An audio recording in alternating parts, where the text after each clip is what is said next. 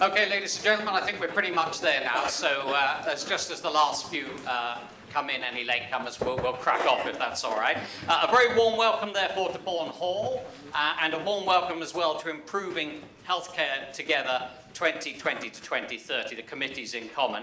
My name is Gavin Gray. I'm a freelance journalist. More about me in a minute. Just a couple of housekeeping rules, first of all. There is no fire alarm planned. So, if the fire alarm does sound, it's genuine, and that means, please, that there are 4 exits here, 2 over there, and 1 either side here, and the meeting place is in the car park, directly outside the main entrance. So directly outside the main entrance, and if that sounds, we should go there. The toilets, as you've probably discovered already, are just inside the main front door as well, either side of the main front door. For anyone who is wearing a hearing aid, or for anyone who is hard of hearing, we do have some headsets here, if anyone wants to make availability of that. That will help you hear what's going out with the microphones, this one included.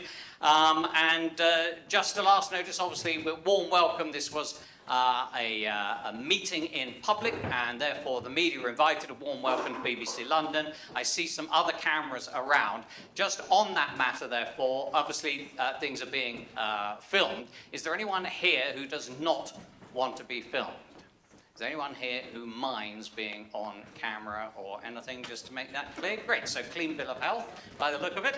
Okay, just on to some other points. So, the organisers as well are recording what the panel are saying and the feed through all the microphones. This will be uploaded onto the website later for those unable to make it here today. So my name's Gavin Gray. I'm a freelance journalist, as I said, and I am not a member of NHS staff. I am independent from this process, and it's my role to get as many questions asked and answers answered when we come to the Q&A session a little later, but that is only once the formal agenda of the CIC, that's Committees in Common, once their agenda has been completed.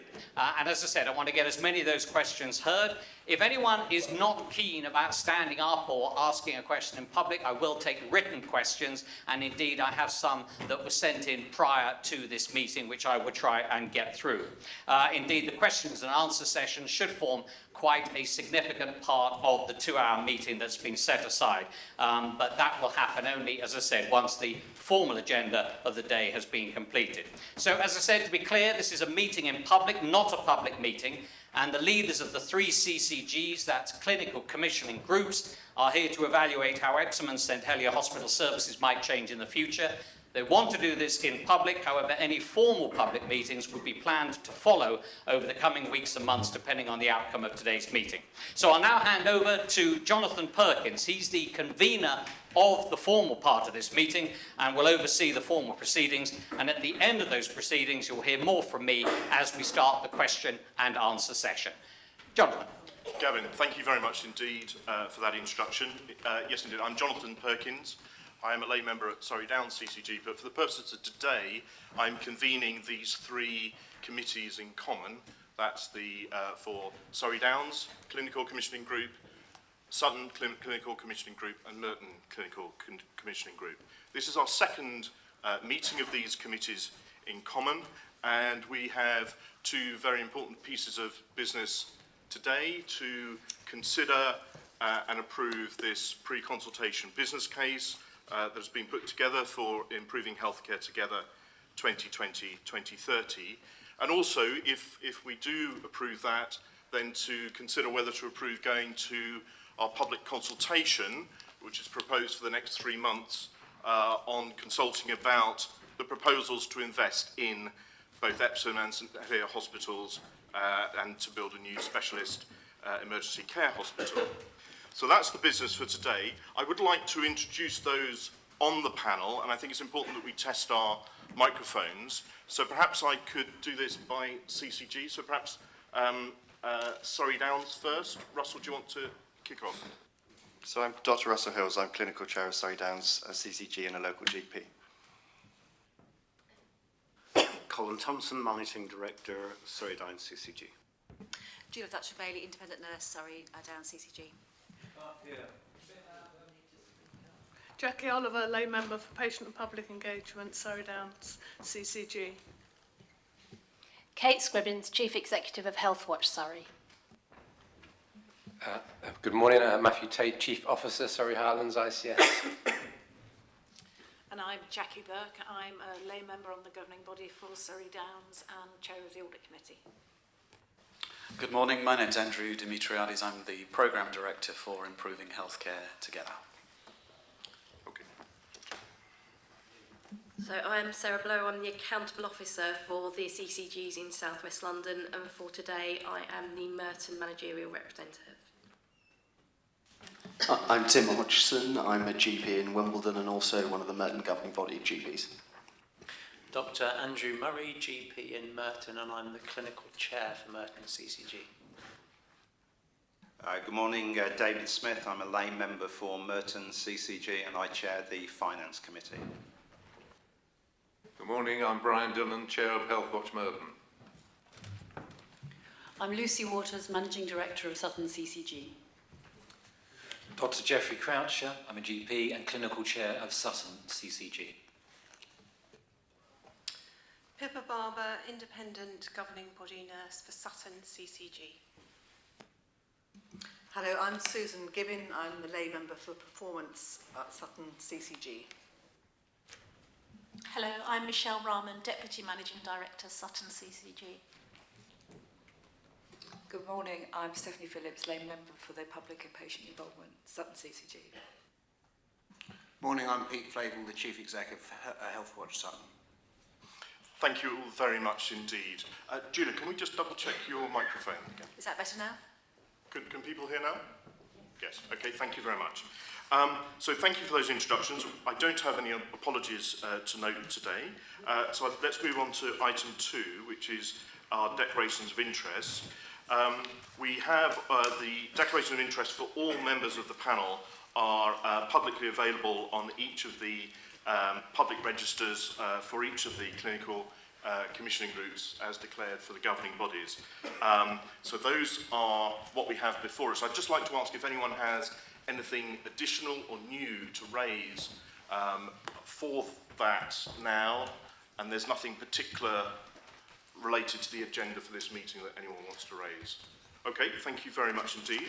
So let's then move on to item 3, which is just formally to approve the minutes of our previous meeting, which actually, despite what's said on the agenda, happened on the 21st of June 2018, when we sat and approved going out for an engagement exercise to do with the programme.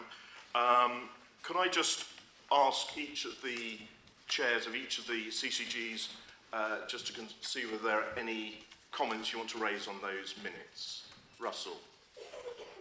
No, I'm happy with the minutes. No, thank you, Surrey Downs. And Andrew for Merton?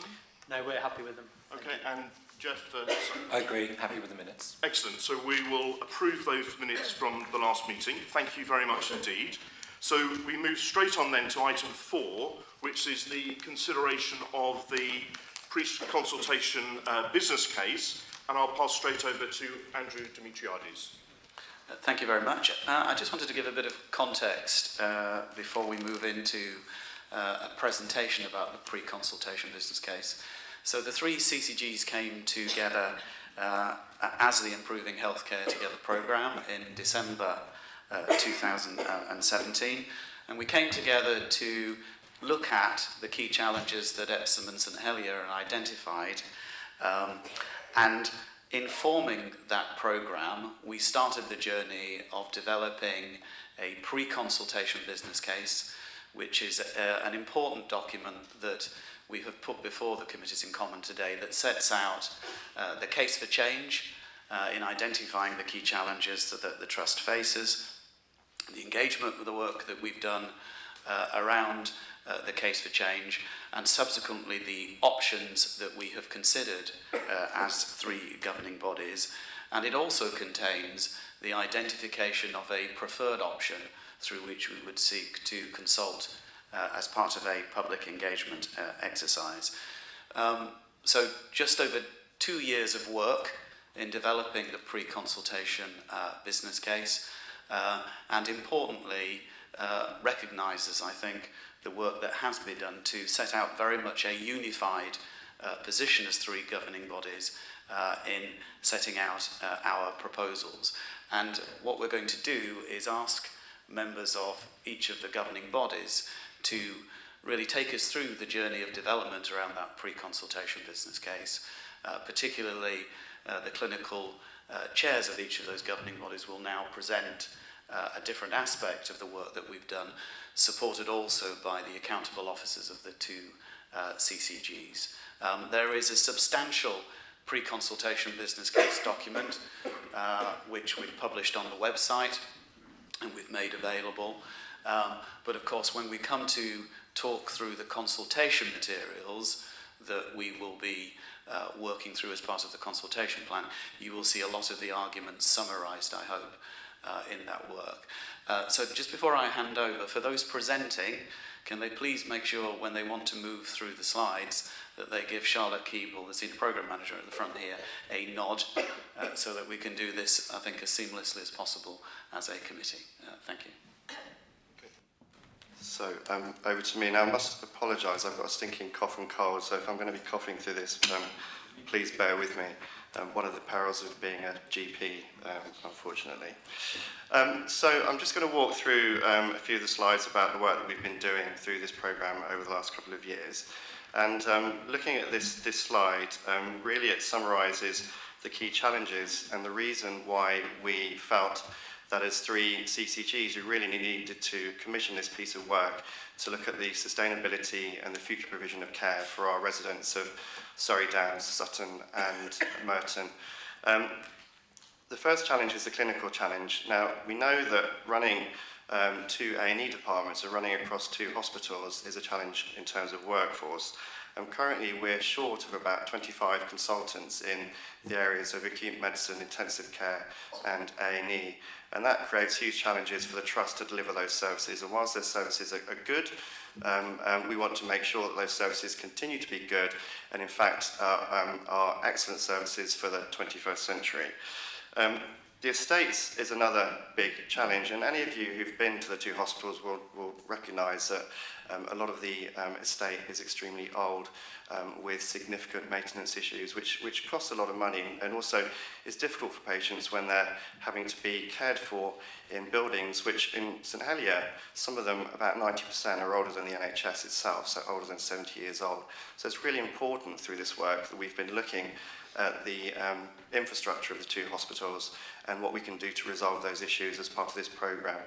The third challenge is around the financial challenge, and again, running two teams across two hospitals and two A&E departments creates a financial burden for the hospital, and running a lot of different services across two sites also creates financial challenges, which means that the whole system as a whole is spending a lot of money on maintaining a way of working, and when that money could be spent in other areas clinically to help support the community and support the provision of care. We run across about 30 to 40 million pounds of extra cost due to some of the duplication of services. So moving on, so we really believe that we need to change the services to make them better for local people in the three footprints that make up the CCGs. And this is for both the local people, for the staff that work within the organisation, and also for the same sustainability in the longer term. We propose a new way of working, and this pictogram describes that. And just to make it clear, once you've looked at the pre-consultation business case, this is really a snapshot of the work that we've been doing over this long period over the last couple of years. The proposal that we've put together is going to create a certain significant number of benefits. So starting at the top left, if you can see the consultant-led 7-day services, we know through the work that we've done that by centralising the specialist emergency care hospital onto one site and centralising services into one place, we'll be able to deliver, through the removal of duplication of workforce, we'll be able to deliver 7-day consultant-led services. And evidence shows that having consultant-led services creates improvement in outcomes for patients, reduced lengths of stay, quicker return to patients' usual place of residence, and also having that over a 7-day period also improves outcomes. Bringing the services together, we've done a lot of work through the clinical modelling with significant input from the clinical advisory group across the process over the last couple of years, which has been GPs, consultants, midwives, nurses, a whole raft of health professionals who come together to look at how we can deliver our services, and we're confident that the model that we're proposing will help improve the services, and it links into the integration work that we're doing as commissioners across primary care and community care as well. So we feel the model is very robust. It will improve access to services. Patients will spend less time in hospital, will be cared for at home as much as possible, and we'll be able to use the benefits of having multidisciplinary teams to be able to improve patient care and outcomes.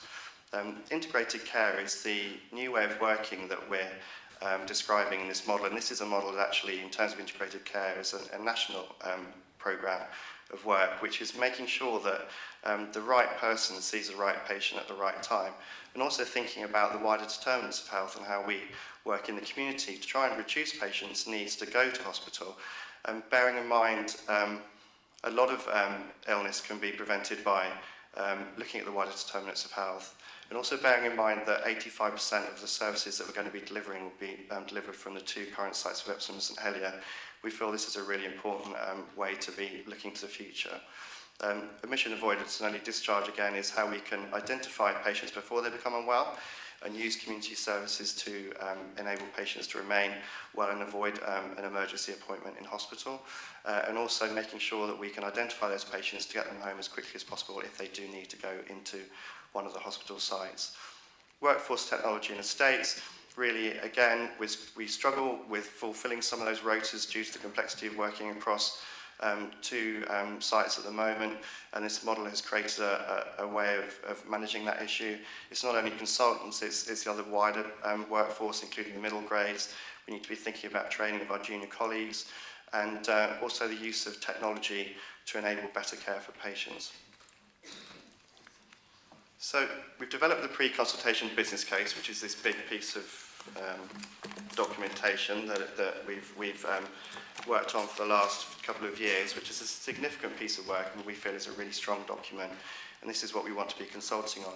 So we've worked as three CCGs, so three commissioners working around Epsom and St Helier, working with the programme board, working with our local clinicians, working with our public, and we've engaged extensively across this process to create a solution which we feel is the best solution for the residents across all of the footprints that feed into Epsom and St Helier and that are served by the three commissioning groups.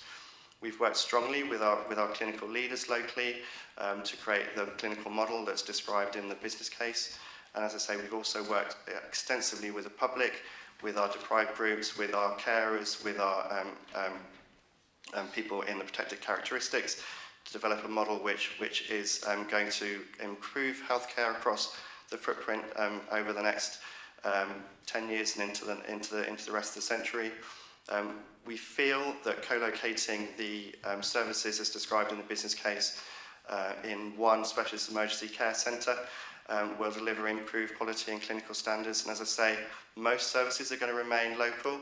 85% of those will be remaining in the district sites, but 15% of when you're most unwell and most acutely unwell, generally needing an ambulance to be taken to hospital, will be located in one place around intensive care, around A&E. And again, we feel this is a really robust model that we've described. We've done extensive analysis of finances and how to build a hospital and the estates, and we are confident that this is a deliverable model, and all options are on the table, and this is what we're consulting on, but we can deliver on all of those going forward. And we're very lucky at this stage to have been guaranteed £500 million of money to take this forward to build a new emergency care centre. And bearing in mind within that also gives us capital to upgrade the two sites of Epsom and St Helier, a significant part of funding to do that, around £80 million. And we're very pleased at this stage as commissioners that we've had that funding guaranteed. And we know that the work that we're going to be doing also means that the money that you spend as taxpayers will create better value for money over the next 50 years or so. So I'll pass on to Andrew. Thank you, Russell. So there's a lot of information in there. I'm going to try and keep it quite simple, because what I'm going to describe to you is the three governing bodies is just the clinical model. And I know that you've seen it before, so it's not new to you. And so I'm not going to go through every line, and I'm really just going to pull out the key points for you. As you know, we've been working together as GPs with doctors from the hospital, with nurses and with other health professionals to work up the clinical model. And you've been kind of appraised of what we're doing as we've been going through that process. So the first thing I wanted to talk about, because there's two critical elements to the clinical model. The first part is to talk about the district hospital services. So they're the services that under all three options are going to be retained on the Epsom and St Helier sites. And that's roughly 85% of services that are going to stay on both the Epsom and St Helier sites. And if you look at the second paragraph, that really sets out what those services will be. So day case surgery, outpatients, antenatal and postnatal clinics, chemotherapy, dialysis, endoscopy, imaging, diagnostics. So a big chunk of what currently goes on, we're committed to keeping local because we know that that's in the best interest of our patients and they want those services as local as possible. The other thing we'll be doing on the existing sites is putting in place urgent treatment centres, which will be open 24/7. Those are essentially type 3 A&E units. They deal with a huge amount of what currently goes into A&E. Roughly 2/3 of what currently goes through A&E can be dealt with in urgent treatment centres. And actually there's real benefits in having urgent treatment centres as a distinct separate unit to an A&E so that we can free up A&E for those things that are more urgent and require real emergency care. The other part of what's going on the Epsom and St Helier sites as part of the district hospital model is the district beds. And they'll be used for stepping patients up out of the community when they need extra care that doesn't require critical care, and also for stepping patients down out of the specialist emergency care hospital when they no longer need access to critical care and when they're stable enough to be cared for in a different setting.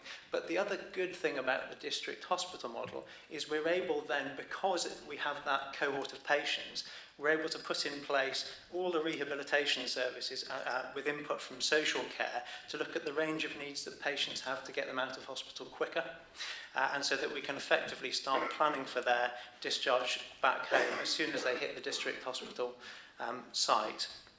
What we've seen when we've put in place a similar approach at Epsom Hospital with the at-home model at Epsom and with Croft Ward is when you do put in place the specialist teams who are really capable at dealing effectively with the whole range of complex needs that some of our more frail and elderly patients have, is we can actually reduce the length of stay. So they've seen a one-day reduction in length of stay for over 65s on the Epsom site. What that means is they're less exposed to risk of hospital infections, and also for every extra day that an older person spends in hospital, they lose significant function. And we want to get people home quicker so that they get home in a better state with appropriate rehabilitation, because we know then that will give better outcomes for our patients.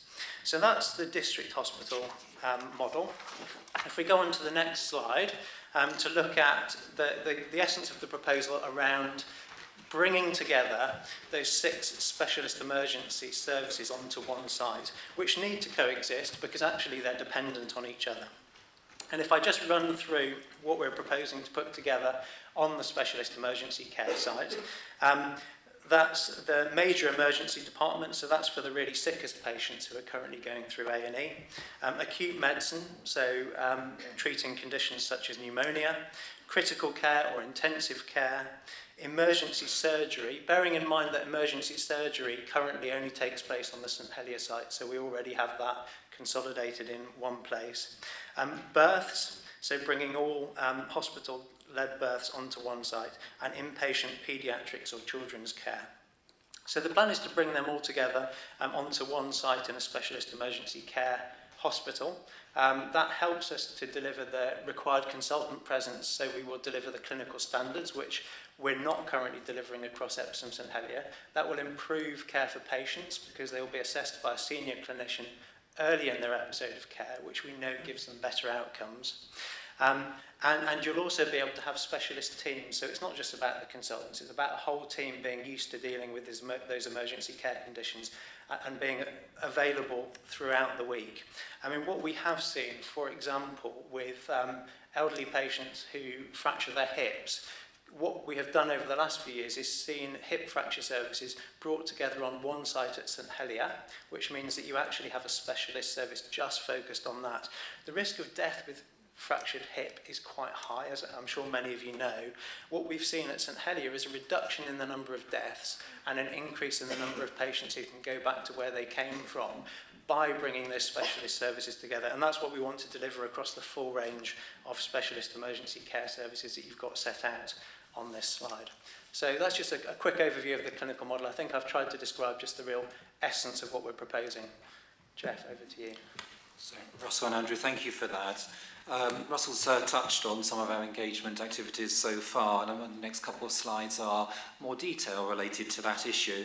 So we've undertaken a really extensive programme of engagement activities, and we've been doing that since June 2018, when an issues paper was released. It's really important to us that we talk to patients, to carers, to our staff and to our system partners, so that we get this right. Our engagement activities have been co-designed with various groups from within the IHT programme.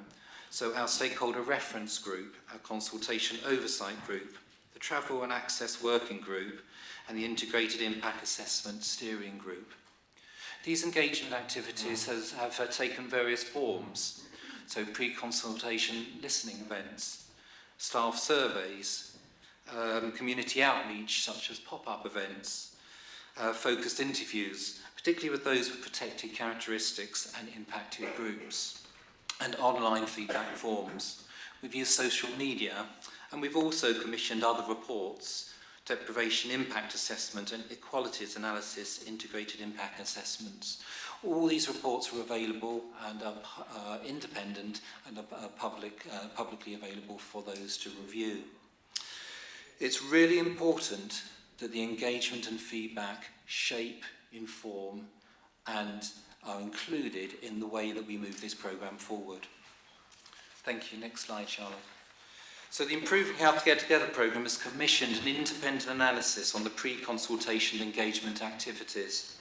We wanted to understand the views of the wider population and those views that came from our issues paper.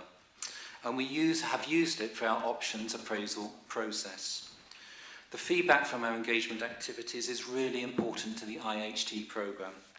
We want to make sure that the factors that are important to our local people are included. So on the slide you can see some of the key themes that we have seen. There is a clear consensus that things must change. We have not got overall agreement about the type of change, and we've listened to that. It is very clear that people value their local services, but they have indicated that they will be prepared to go slightly further for better care, particularly around emergency services. People have raised concerns about travel and access, and we have listened to that view. It is really important that those views inform, shape, and are included in how we move this programme forward. Thank you. Okay, thank you, Jeff. Now, I'm going to talk about the process that we have used, and then I will pass over to Matthew to talk about some of the inputs to the final pre-consultation business case. So first of all, we looked at a number of solutions that could be possible under the Improving Healthcare Together programme.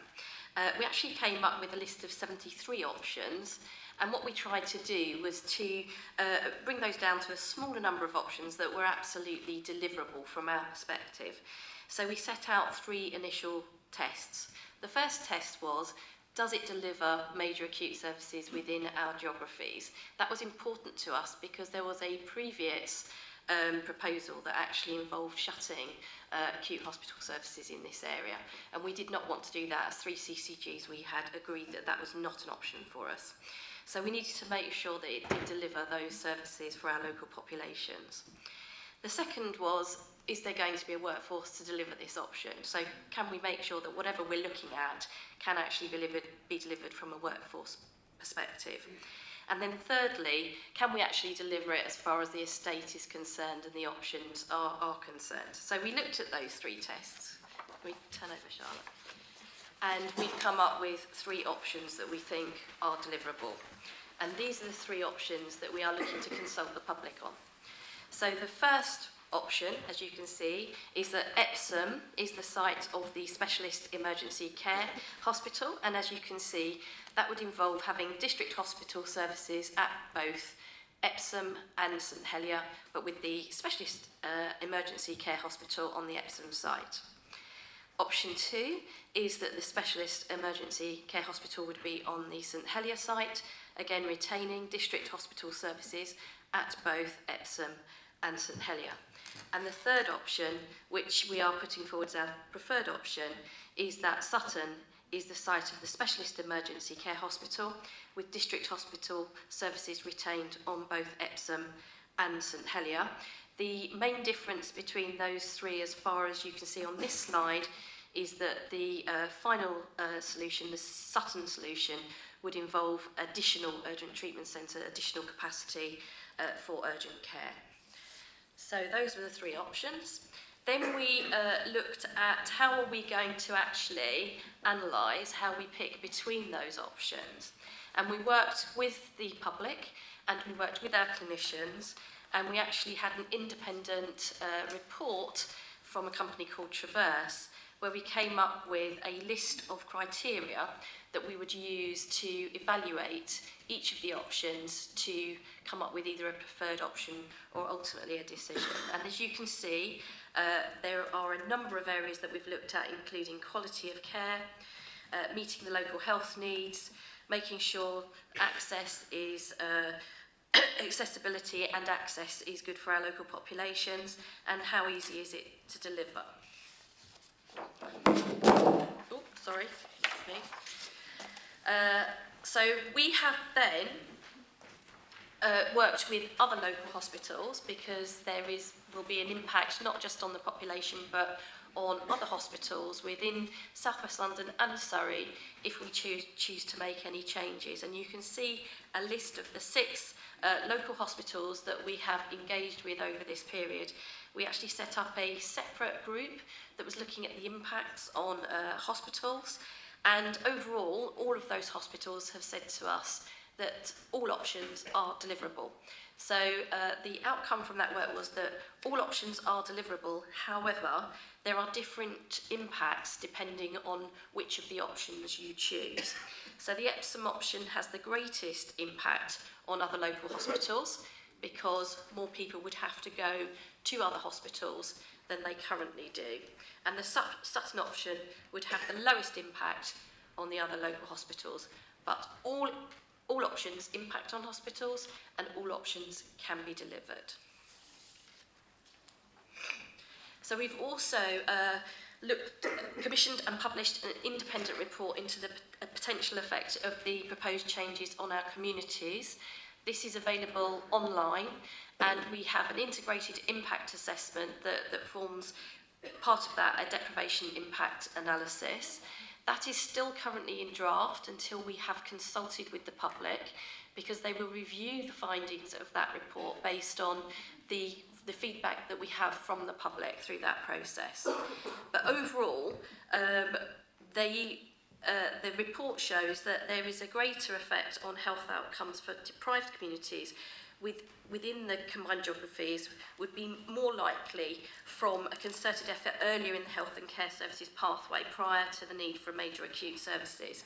And that's why our community services and our district hospital services are so important to ensuring that we get better outcomes for our patients, because we know that there is evidence that health outcomes decline with increased deprivation. So we need to make sure that those services are right.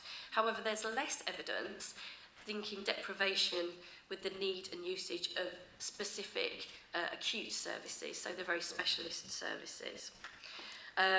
So there is a report that is available to the public and will be part of the work that we will talk to the public about as we move forwards.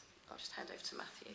Great, thank you, Sarah. So I'm just going to touch on a few more of the key criteria in the work that's been done in the programme. So I'm talking a little bit about access, bed numbers, and financial modelling as well, and then summarise at the end. So, as we've already heard from colleagues, access and travel is a really important part of this assessment.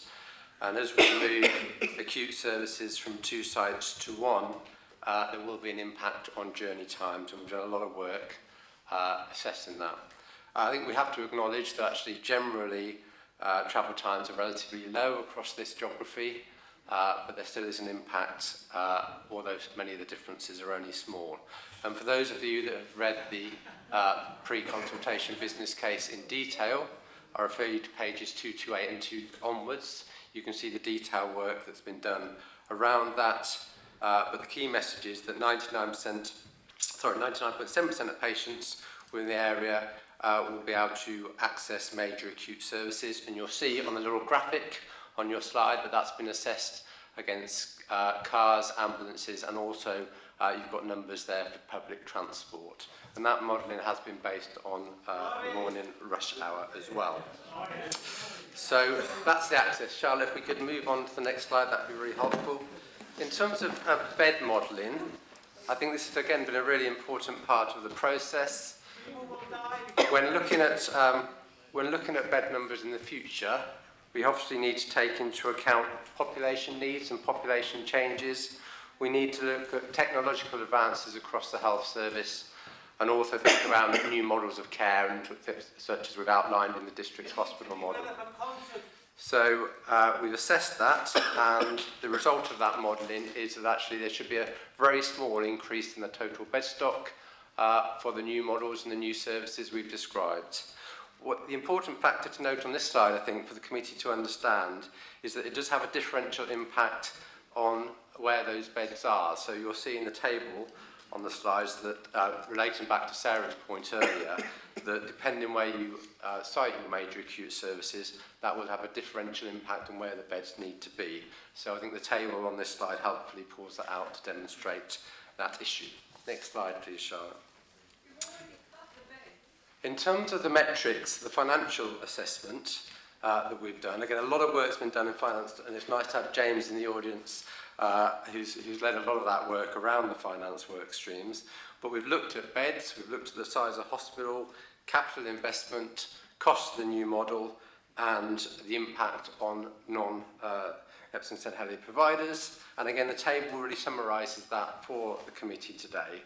So the total capital investment, and that includes both investments in the hospitals themselves, but also the other providers, in terms of the bed stock and the change there, ranges from the 225 of no service change to 511 for Sutton. You've then got 3 other metrics. One is effectively the year-on-year running costs, income and expenditure for the new hospital, and then the return on investment, which is a technical calculation on the use of capital spend and capital investment, and then the net present value, which really incorporates both of those, both the impact of the capital spend and the revenue savings, and gives you a net present value of that. And for that particular metric, the higher number demonstrates the better net present value. And you can see from that table the relative positions of the options that we've highlighted.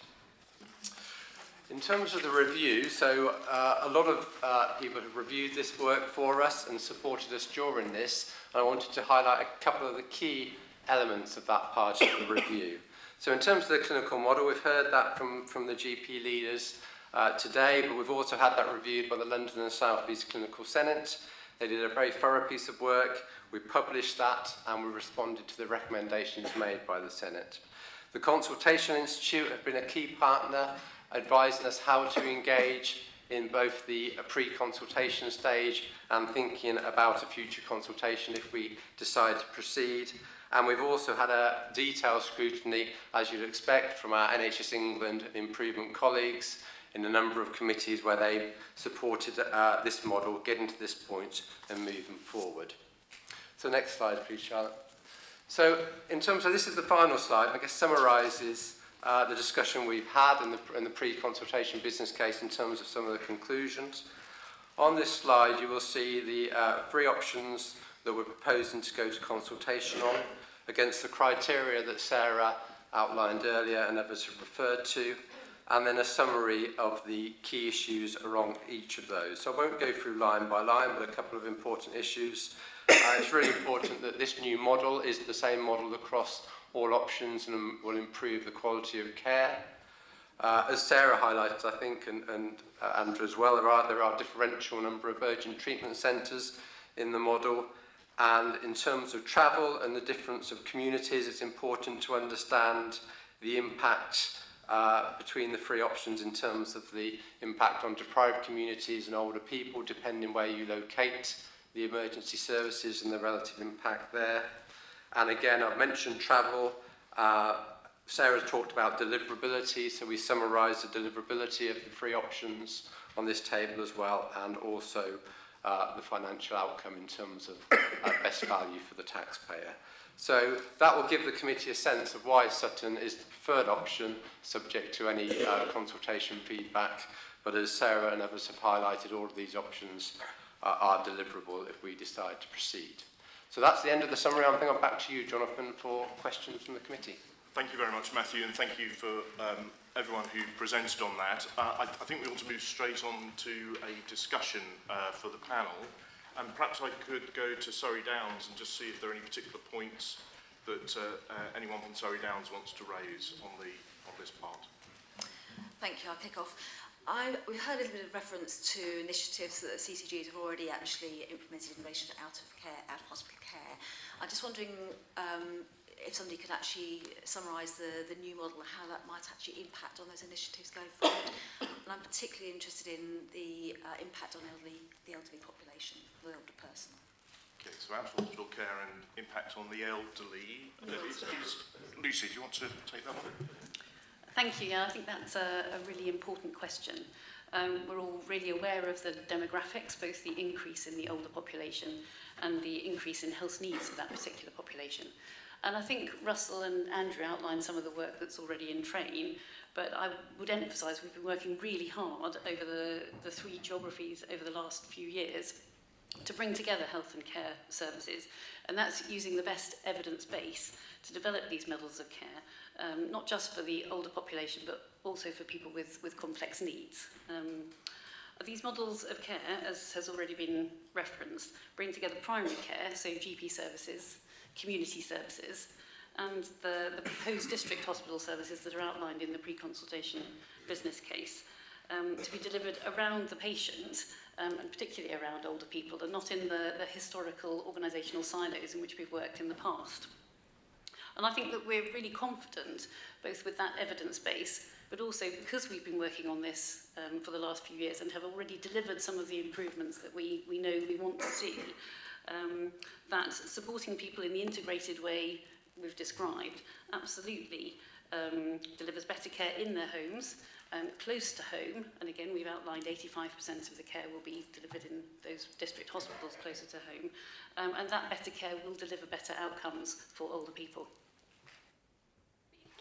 Julia, Sorry, can I just kind of follow up to actually we're building on the initiatives rather than actually starting from scratch? Yeah, that's absolutely the case. It's an extension of the work that we already have in train. Okay, thank you, Lucy. Anything else? Sorry, yes, Jackie. Thank you, Jonathan. Can I ask a question about the financial model, I guess? We still have on the screen the summary slide that Matthew presented us. It talks about best value for the taxpayer, medium value for the taxpayer, etc. How can we be sure about the robustness of the financial model that we've used and that it does show that it delivers best value for the taxpayer? And how have we stress tested the model, I guess, about sensitivities within it? Thanks, Jackie. So I'll answer that one if that's okay. So in terms of the confidence we have, I think there's a couple of points I'd want to make. First of all, it has been extensively reviewed by our regulators in terms of energy and NHS improvement, a series of workshops that James and the team have been involved in detail, going through line by line the assumptions we've made around the financial model. In terms of your point about sensitivity, the team have also ran a whole host of sensitivities across the programme, looking at changes in cost pressures, in financing models, I think well over 15 or 20, if I recall, in terms of sensitivities. And again, they're highlighted, I think, on page 268 of the business case. And for all of those, we're quite clear that the ordering of the methodology does not change. And we are confident, therefore, that the conclusions we've reached at this stage with this level of information is robust. Okay, Thank you. Thank you. Anything else at this stage from Surrey Downs? No, let me then turn to Sutton, perhaps. And are there any comments that anyone from... Pippa, do you want to raise it?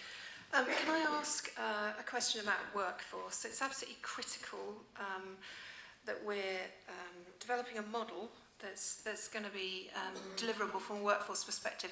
The Case for Change highlighted existing workforce challenges, so we've heard about that today. I think it would be helpful, and we have had some assurance through the presentation, just to get some further assurance that the model, so this is both in the acute model and the district general hospital, is going to ensure that we can get the right workforce, that it will be available for us, and that it will be a model that will be recruitable to going forward. Sorry, Jeff, would you like to answer that? I think it's, thank you. I think it's really important that we have a sustainable workforce solution within the model. We've recognised that fairly early on in the programme, and what we did was make sure that within the pre-consultation business case we looked at the workforce modelling both for any acute services but also for our district hospital services. We've worked with external bodies to make sure that we get that right, so Health Education England. It is vital that we have this as a core solution to the pre-consultation business case, and we have done an extensive piece of work on this.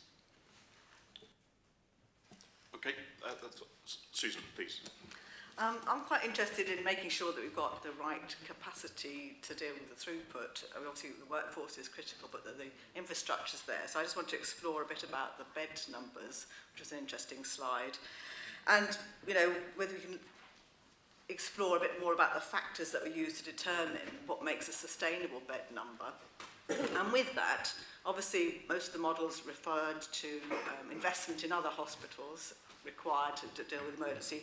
So just talk about some of the impact it's going to have, what sort of flows, what are we expecting to move from one site to the other. So just two parts, really, a bit more about the data on bed numbers, please. Okay, thanks very much indeed. So if I perhaps kick off and then perhaps ask Sarah to follow up, if that's okay, Sarah, from your perspective. So I think that what the slide tries to demonstrate really is the outcome of quite a detailed piece of work about bed modelling. So we know that in terms of some areas of disease prevalence and population growth, there will be a greater demand on beds, and we need to appropriately reflect that in our model.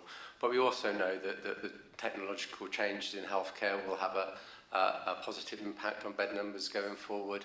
And we've heard a little bit around the new model, and particularly the out-of-hospital model from colleagues this morning. And again, some of that is focused really on keeping people away from a hospital bed wherever possible, empowering them in terms of empowering them in terms of self-care, and also using technology at home and those models of self-care that we promote as well. So that's been the approach we've used to bed modelling, pulling all that together to try and give a sense of the overall beds required. And as the slide shows, there is a very small increase in the number of beds in totality to serve the population. Sarah. So we have worked with the other providers, and as they've said, all of the options are deliverable. There is a differential impact, as you can see from this slide, depending on where you put the emergency hospital. So you can see there's a much bigger, I didn't mention it earlier, but there's a much bigger impact if we put the emergency hospital at Epsom. And that's because of travel times and the amount of people that would move to other hospitals. So, but all of our providers have been involved in this work, and they've been working with us for over a year now, and they have confirmed through their boards that all of the options are deliverable.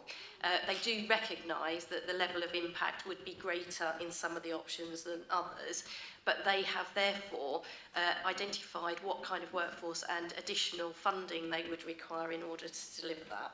But that's actually what also impacts on some of the finances, because you have to spend more money in order to move to some of these options, and that's reflected in the business case.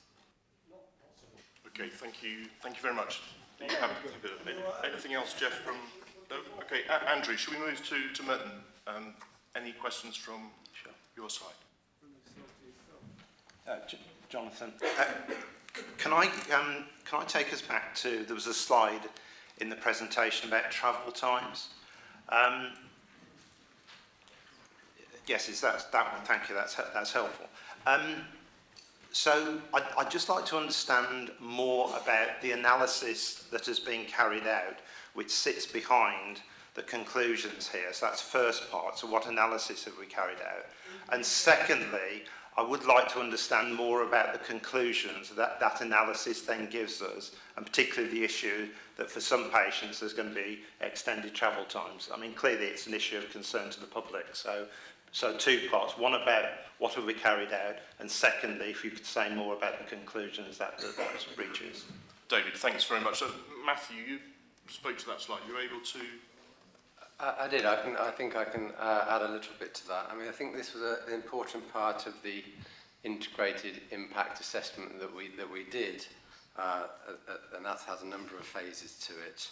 And I think we did go down to analyse travel times down at local super output area levels. I think I've got the terminology right, and that's for populations of broadly between 1,000 and 1,500, and look at the travel times in a number of areas.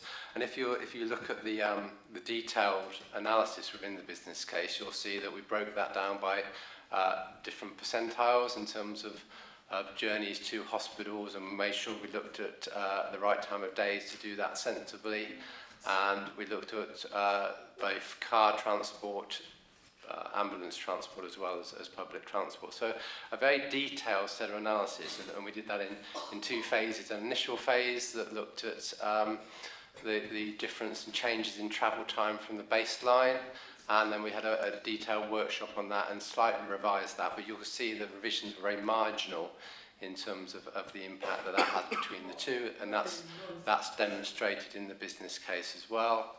And that the differences are by minute, so we went down to by minute, and you can see by the analysis that there are differentials there, but broadly I think in terms of the Sutton option gives slightly better travel times in terms of the totality of it, but there are obviously areas and parts of the population that would be more affected by that. So I hope that gives a flavour, David, for that.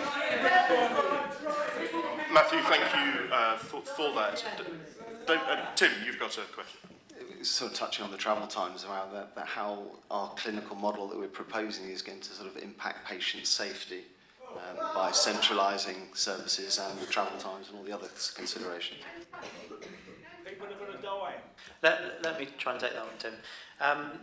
So I guess just back to the issue of travel times, you have to remember that for 85% of services, those services are going to remain at the local hospital sites at Epsom and St Helier. So I think where you're talking about with safety, what we're focusing then on is for specialist emergency care services. So the kind of services that people tend to access by ambulance.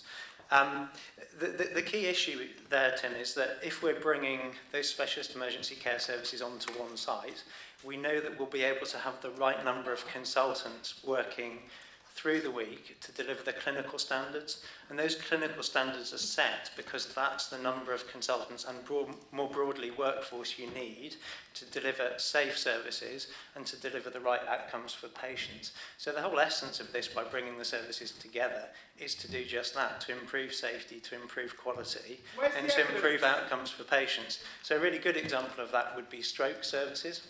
So as you know, in London, we've brought all the stroke services. Hello, sorry. I'm sorry to interrupt. Sorry, we are going to come to the question and answer session, and I want to allow as much time as that as possible. But while the formal business meeting is going on, I would just ask people to remain patient, please. So Tim, I could say a lot on this, but probably we need to get through this. So let me quickly say about stroke services. What we've seen, for example, is bringing stroke services together into specialist centres in London. So, for example, if you have a stroke currently in South West London, you'll be taken to St George's. When they've brought specialists together on one site with a specialist team to deal with that particular condition, we know that fewer patients die and they have better outcomes. And that factors in a slight increase in travel time, but people travel a little bit further to get better quality of care. And the evidence is that improves the outcomes in terms of it saves lives. And it makes them more likely to have a better outcome, be more likely to get back to their own home. That's the increase in quality of care that we want to see for all the specialist emergency care services that we're proposing in the pre-consultation business case, and all the options deliver that.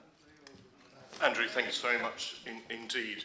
Are there any other points anyone else wants to raise on this? In which case, let's move forward. I'm going to ask each CCG then for their decision on the recommendation we have on the pre-consultation business case. That's twofold: to approve the pre-consultation business case, and also, very importantly, to agree to proceed to a period of consultation on the proposals and all the three options which are set out in the pre-consultation business case. So perhaps I could ask Surrey Downs if you... Surrey Downs? What's the point of having a question and answer? We're happy. If you're going to have the decision? So Surrey Downs. Surrey Downs. Sutton. Sutton CCG approve the document. Okay, and can I move to Merton then, please? This is technocracy, not democracy. Is it worth saying something on that? Because I guess we need to be really clear what decision we're taking. Yep. I think the decision we're taking is to go out to consult with the public on the options. And from that perspective, I think that's the question you're asking of us. You're not listening, are you? You're not Are we- listening. That's absolutely right. To have a question and answer, and you It's explain to- the questions and the answers. It's to agree this document and to agree to go out to consultation for a 3-month period of talking to the public and getting the consultative views of the public. That's the decision we're asking. Okay. I mean, from that perspective, as Merton CCG, we're happy to approve both options. Thank you very much, Dr. Murray. So that's then approved. So we then move, I think, to item 5, which is then having approved the agreement to go to this 3-month period of consultation. Jonathan, you need to ask Sutton the same. I Did you? did, Okay. yes. Oh, No, sorry, no, I didn't. I went to Jeff before you, so that's all fine. Yeah. So we'll move on to item 5, which is to consider the consultation. Sorry, this is part of the formal business. The questions and answers we've come to in a minute.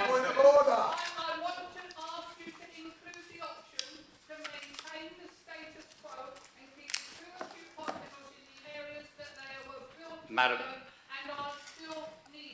we'll come to you. We'll come to you during the questions and answers for that. Okay, let's move to item 5. Andrew. Thank you very much, Jonathan. So, on that basis, what we've set out before the committee is a suite of documents which we would like the committee to consider. Essentially, if I can just take colleagues through the first slide, we want to make sure that our consultation seeks all the views as far and as wide as possible, I think, on the proposals that are set out in the pre-consultation business case. We have been working closely, if I could just continue, please. We would like to ensure that we take as broad a process as possible through a full public consultation.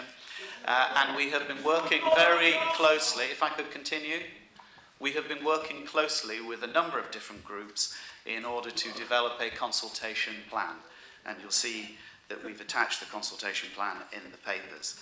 That includes a consultation mandate that sets out what we want to achieve, the aims and objectives of the consultation, and a suite of draft consultation materials. This includes a summary consultation document, a full consultation document, as well as a consultation questionnaire. some important questions that we wish to engage with our communities on as part of that consultation. We've worked with the Consultation Institute in order to ensure that we can adopt and meet best practice standards. And what I would like to do is just highlight a number of different things that we will seek to do as part of the consultation process. So Charlotte, if we could just move on to the third slide, in fact, because I think this begins to highlight the approach that we are seeking to make. We do want to listen to our public and our communities, and that's why if you let me continue to outline, if you will let me continue and allow me to do that, I will set out what we are proposing. Thank you. We're proposing to run a number of listening events, 9 across the combined. If you will allow me to continue, I shall continue. Thank you. So we will run a number of listening events across the 3 CCGs. We'll combine that with a number of awareness-raising events where we'll be able to present our proposals to local people in each of those communities. We want to make the consultation as accessible as possible, and hence why we will do a number of mobile engagement roadshows, which I hope will reach far and wide, I think, across the CCGs.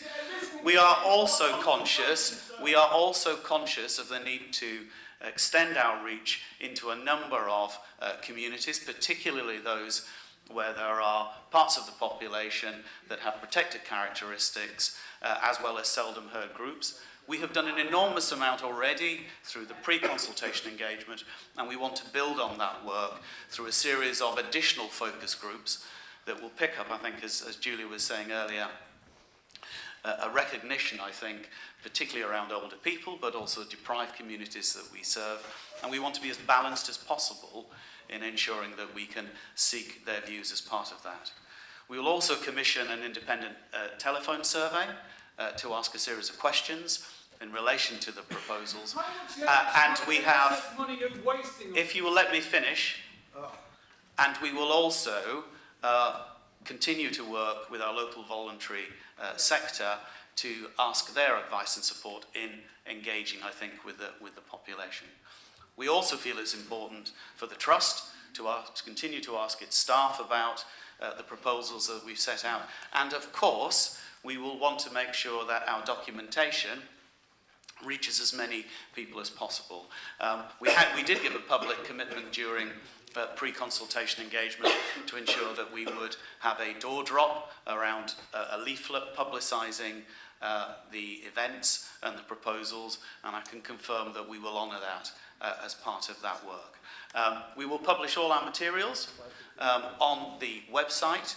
I'm pleased to say that the Plain English campaign have already reviewed the summary consultation document and also the questionnaire. We will ensure that the same process occurs for the full document, and we will continue to work with the TCI, the Consultation Institute, to develop our materials. Finally, can I just say that as we go through this process of engagement and full public consultation, that we will continue to look at different ways that we can engage with the population through the process, and all of the work, all of the responses that we get coming out of that consultation will be analysed independently and presented to the governing bodies.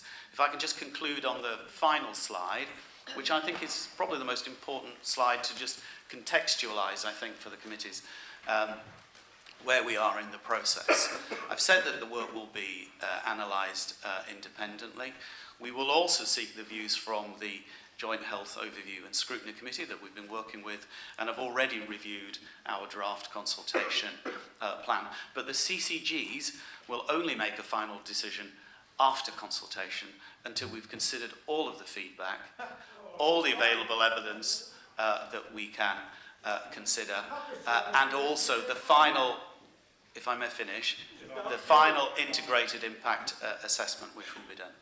All of that work will be published, And only when the CCGs have developed a decision-making business case that incorporates the output of all of that work will the CCGs come together to make any final recommendations and decision on any option for change. And that concludes my report. Andrew, thanks very much. Just for my clarification, just so I understand, if the committees in common do approve the consultation plan, it doesn't start immediately? You've got a bit of hiatus in order to publish, have you? So we will start. We want to make sure that we can start the dialogue as quickly as possible, and hence why we proposed that we would, in effect, launch the consultation on the 8th of January, and we will conclude on the 1st of April. So we recognise a long gap between the committee and publishing our proposals makes no sense whatsoever. There is a lot of interest out there, and we want to make sure that we can conduct that discussion as quickly as possible. Andrew, thank you very much indeed. So that's the plan for the consultation. Actually, before I go to the CCGs, I know that, Kate, you'd raised a question in advance. Do you want to ask that now? That might be a good opportunity to do that. So this is Kate Scribbins. Oh, do you want to introduce yourself? Sorry, again. Kate Scribbins, Chief Executive of Healthwatch Surrey. Thank you, Jonathan. I had a question around how the potential changes are described in the preamble to the questionnaire. I mean, obviously, I think we'd all accept that it's really important that the implications of any change are crystal clear to respondents before they complete the questionnaire.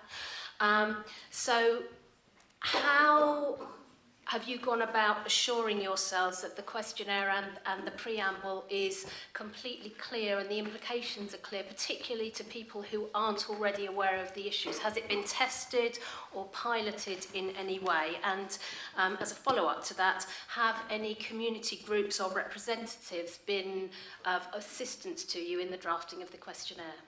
Kate, thanks very much. That's a really important question. Andrew, are you able to... Yes, so a few things, Kate, just by way of response. So we have tried as far as possible to ensure that we've tested both the consultation questionnaire and the summary document with the Plain English Campaign company. We think that's quite important.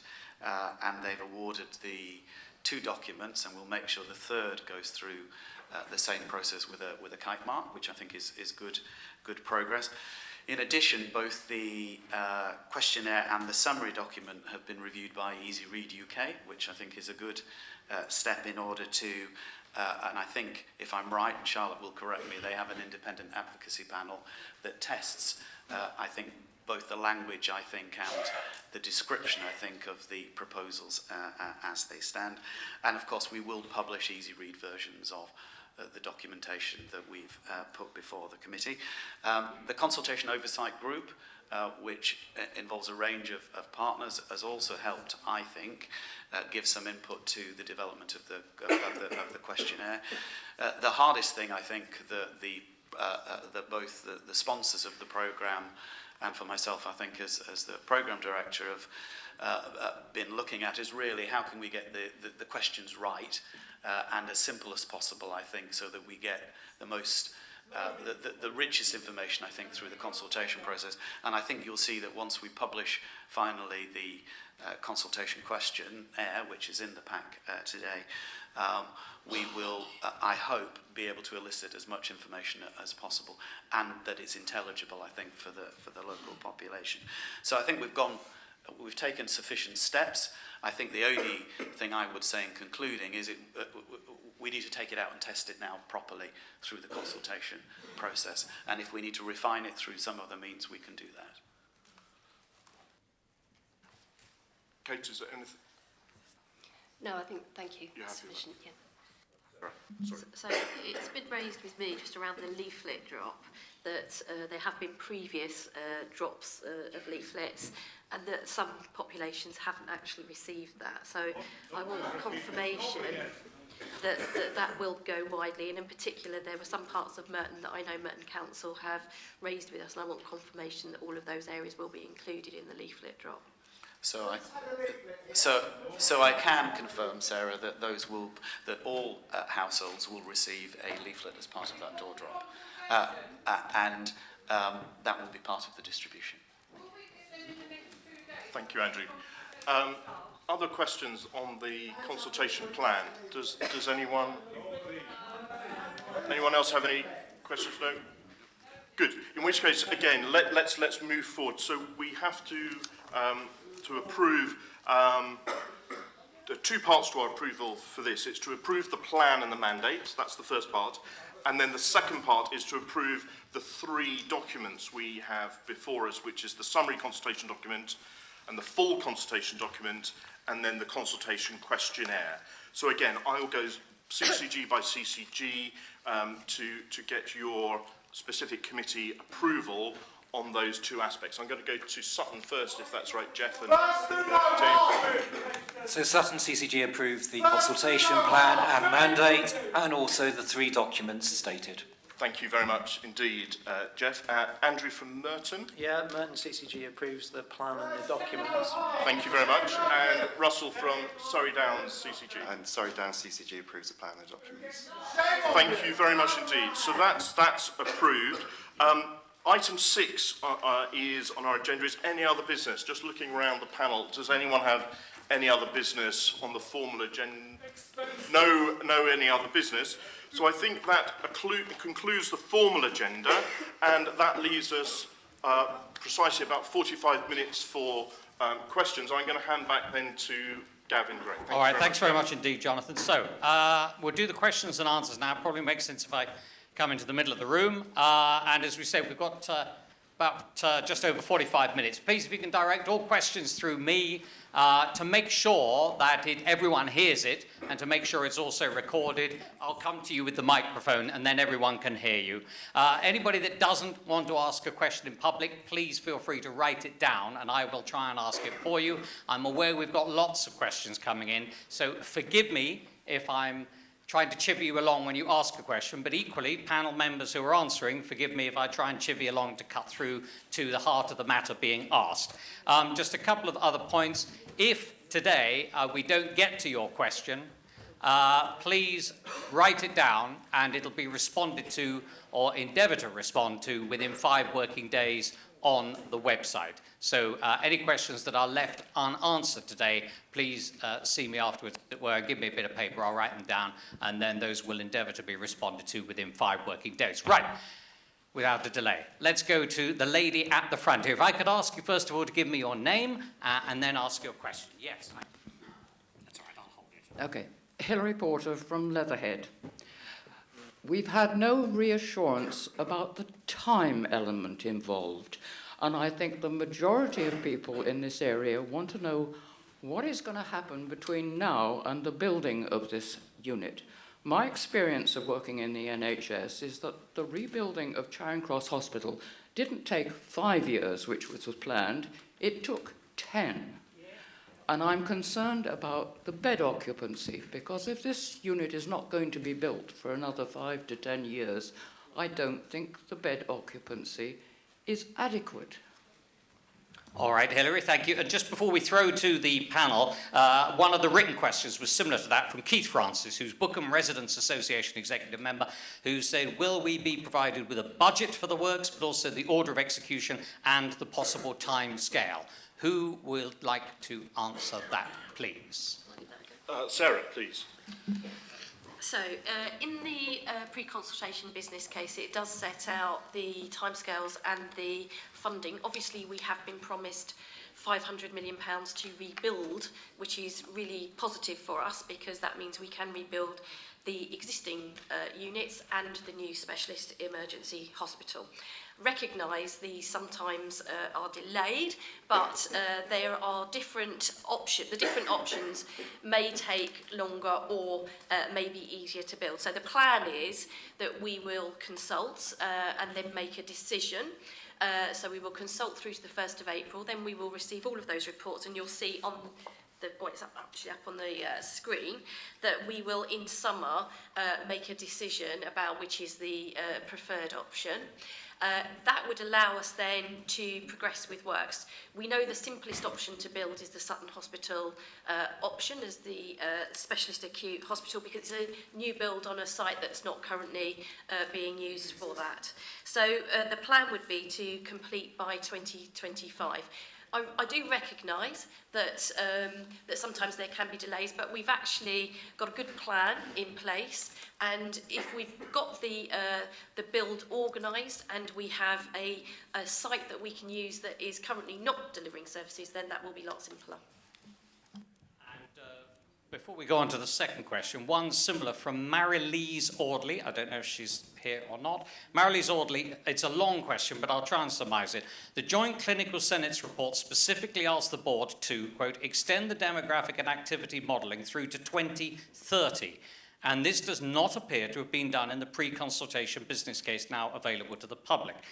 The Senate's report said, quote, the activity projections are only taken up to 2025 to 26, not 2030, in spite of the title of this programme, especially since the implementation of the reconfigure would not likely become operational before 2021 or 22 at the earliest, and presumably you need at least 10 years capacity planning required. They then give a couple of examples of different page numbers of where she does not believe you've got projections through until 2030.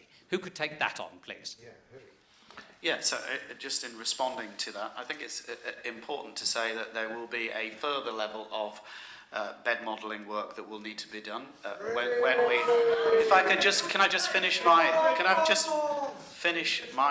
response? There will be a further level of bed modelling work that will need to be done post-consultation, which will be done by the Trust as part of its work that it will need to do around its outline business case, moving to a full business case. So there will be a further level of modelling work that will be done. It's important to say that population projections are only a guide to the future. We've based our modelling, I think, on a recognised best practice and also the information that we have available. The Senate did ask us to do some further work. We will do that further work in due course as part of the business case development that will be done by the Trust. We believe we've taken the work and done it to a sufficient level of detail in order to satisfy regulators at this stage, and hence they did approve our pre-consultation business case.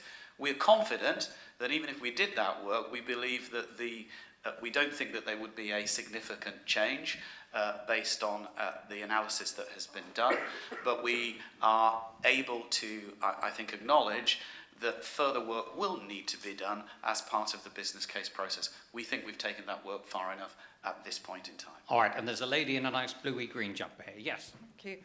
My name's Councillor Una Moulton. I'm one of the Merton councillors. I would just like to have I've got two questions. Before I attended this meeting, a leader of my local chemist pharmacy, Parish Madassia, asked why the pharmacies hadn't been included. I'm not sure if that is the case. I would like to have clarification, please. He certainly wasn't invited to this meeting, but I'd like to feel that they've been included in your work. And as regards my second question, and really what I'm here about, is to ensure that we've got an increase in better care for our Merton residents. And whilst it was great to hear about how the primary and district sides were all coming together, surely a lot of that work should be doing anyway. And I just have concerns, as a number of people do, concerning how people are going to be getting around and so on. And I would just like clarification as to why this is going to be better for Merton residents in particular, and of which a number of us are. Thanks, sorry. And your name? Councillor Una Moulton. Una, great. So Una's got a couple of questions there. So there's pharmacy first of all, and then but why is it better for Merton? Andrew. We're already doing quite a lot of work with pharmacies in Merton. Independent of this programme, we're committed to delivering better joined-up care out of hospital, and that's part of the Merton Health and Care Together programme. So I'm happy to fill you in on the detail of the work we're doing with them outside of this meeting. In terms of better care for our patients in Merton, and obviously that's very important to me as a local GP. Remember that 85% of services that people currently access will remain at St Helier, which is really important to people in Merton. For those conditions that are going to be dealt with at the Specialist Emergency Care Hospital, in a small number of cases people might have to travel further, for example if it was at Sutton. What we know is that looking at all the other bringing together of all the other examples where specialist services have been brought together on one site, the outcomes for patients improve, and that's our priority, is to get the best care and the best outcomes for people in Merton, and that's why we're fully behind these proposals, because we think it will deliver just that. Okay, so we've had two ladies. Let's go to a gentleman here. I'm trying to get around as many as possible. Yes, sir. That's right. Can I stand up? Yeah. Thank you. Can I just hold it? I won't keep it too long. I am Bob Gill. I'm a general practitioner. I work in an area that has already gone through a similar restructuring and cutting process. In fact, Sarah Blow was in charge of the cutting and restructuring process there. You need to understand what you're up against. You're up against a system which will drive this through irrespective of the impact on your care. I applied to be the clinical commissioning group chair of my CCG. I was asked by the panel, and Sarah Blow was one of the people on the panel, whether I was willing to do things that were morally repugnant if asked to do so by the CCG board. That was one of the questions for me to ask at interview. I served the CCG as diabetes lead, and they wanted me to rubber stamp the cut and destruction of local diabetes services.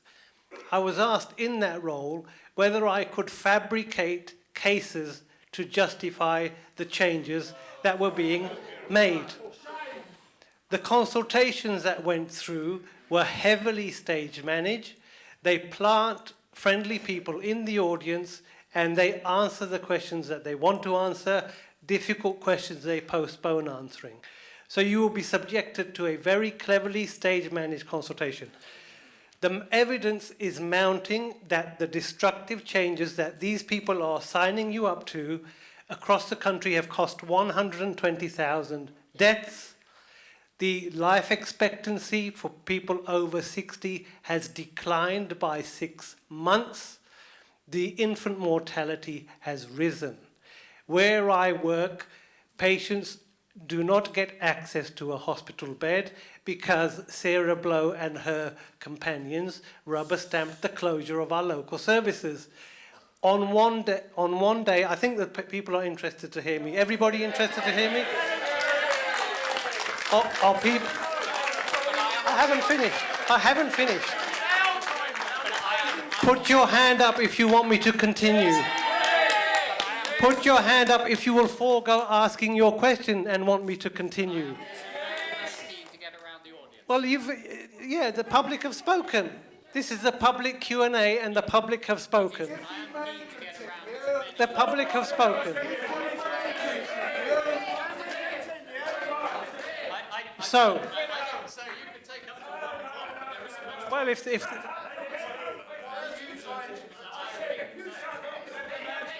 I will stop as soon as 10 people raise their hand. I will stop as soon as you want me to stop. The public want me to stop, I will stop. We're on 5, 6, 7. Okay, I will have, well, hold on. So the cuts and closures to our local services at one day within the last month resulted in 120 patients lying in corridors waiting for beds. 120 patients waiting for beds in Queen Elizabeth Hospital, Woolwich. Look it up, it was published. A study reported in December found that 5,500 patients have died waiting for a bed in hospital. 5,500 in the last 3 years. The question to the doctors on the panel, the mounting evidence of death and destruction is there for you to see. With what conscience and morality, how dare you sit there and rubber stamp these destructive changes? Thank you. Okay. Sorry, I missed your name at the start, sir. Dr. Bob. Okay. Bob, where was the figure of the 120,000 from? That's all right, if you just tell me and I'll... Study published by... That's all right, I was just asking where that was from so the panel could answer it. It's been published in a study done by Oxford and the London School of Hygiene and Tropical Medicine. Okay, Oxford and London School of Tropical Hygiene. Yes, who would take that on, please? Yes. Let me start. I can't really comment on what's gone on in other areas. What we're here to talk about today, is improving care for people who live in our area. So people who we as local GPs and local clinicians are responsible for, and that's what we're focused on. We're talking about proposals to keep both our local hospitals open. We're talking about proposals to invest £500 million in improving the quality of care for patients. This is something that we have been heavily involved with for the last 2 years as local GPs, with doctors from the hospital, with a whole range of other clinicians from the hospital and community. We have looked at the problems that Epsom and St Helier are facing currently in terms of a workforce shortage in consultants, in critical services like specialists, like emergency care, where actually having senior clinician presence will save lives, it will improve the outcomes for our patients. The staff at Epsom St Helier are working incredibly hard to continue to maintain safe and effective services, but they're operating out of crumbling buildings. Some of our patients at St Helier, when the lifts break down, get taken in an ambulance from one part of the hospital to another. We do not believe that is an acceptable level of care. The reason we are making the proposals to change and improve services across Epsom and St Helier is because we're fully committed to getting the best outcomes for our patients, and that's what these proposals are all about. Does Sarah Blow, do you want to answer any of the precise accusations that were made? Yes, I wasn't involved in the decision around the Queen Mary's Hospital at all. In fact, that had already been decided before I joined. But what we did do when I went to Bexley was build a fantastic new unit, which is now loved by the local people and has got lots of new services on site, including a cancer centre, including a renal centre and an urgent treatment centre. So that firstly, so absolutely Bobby's wrong in that, and you can check the minutes because I was not involved in that decision at all. Secondly, the other things he said are just untrue. So, I mean, but that's fine. That's Bob's obviously is remembering it in that way, but that, as far as I'm concerned, that is just untrue. And there were other people involved in that process. Okay, thank you very much. Now, we are, I think, unless I'm mistaken, we have 2 MPs here today. And one of them is wanting to ask a question. So I'll hand over to Siobhan McDonough. Good morning. I represent the constituency with the shortest life expectancy, the greatest deprivation, the most ill health, and everybody, Dr. Murray, who in my constituency will have to travel further with the closure of the A&E and the maternity unit at St Helier Hospital, not some, all of them. And they had the least access to car from any constituency across the 3 CCGs. Consultation. I'm amazed at the arrogance that I've seen this morning about consultation. You have spent £2.2 million. Of that, you've had 837 responses to your consultation, 205 from staff, 169 on social media. If I were to spend £2.2 million, I can assure you there would be thousands and thousands of responses to the consultation. The pre-consultation, I think you call it the engagement carried out by Epsom and St Helier, saw 6,000 responses from my constituency. Each and every one of them was not regarded as a response because it was not on the right form. Nobody in my constituency, unlike all the other constituencies, had a leaflet delivered to them. Yet this is what this event today is based on. I have no confidence in your figures to do with deprivation. In your analysis, you suggest that Pollard's Hill, in my constituency, is outside your catchment area. 34% of the local GP surgery at Wideway sends patients to St Helier Hospital. Lavender isn't even mentioned in the health inequalities, and 20% of the patients of the 2 local GP surgeries send their patients to St Helier. This is my 5th time around of this sort of engagement. Every single time you come with the same conclusion, yet you ignore those who have least and have worst health. What confidence can we have that you'll take notice of what people say, or that you will even endeavour to listen to what they have to say to you? And to add on a similar vein, a written question from Bess Harding. Why are you holding a meeting in public on Monday lunchtime? How many people have been able to attend, as most people work? An evening session should be held Monday to Thursday from 7 p.m. and at the earliest until 9, the earliest 7 p.m. till 9 p.m. And just on a similar vein, while we're at it, there was another question as well about that, and it's come from Clive Morris, who said, are any such subsequent meetings about Epsom and St Helier's Hospital to be held on a Saturday, or are all of them to be held on a weekday to make it more difficult for the public to get to them and raise objections? Who would like to take that one on? Sarah Blow. So firstly, on this meeting, this is not part of the consultation. We haven't started consultation yet. This is normal business working for the CCGs, which is held Monday to Friday, 9 to 5. So that's why we're holding it. It would appear that we've had many members of the public that have been able to attend today, and I'm really pleased about that. So that is very good, because you've been able to have your voice heard here today.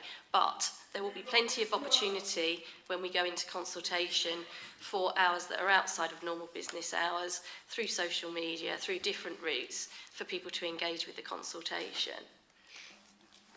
So we will try and hold our listening events both at different times of the day throughout the period. Some will be in the evening, some will be in our afternoon, some will start late morning. And if we need to put on additional events at weekends, then we can consider that.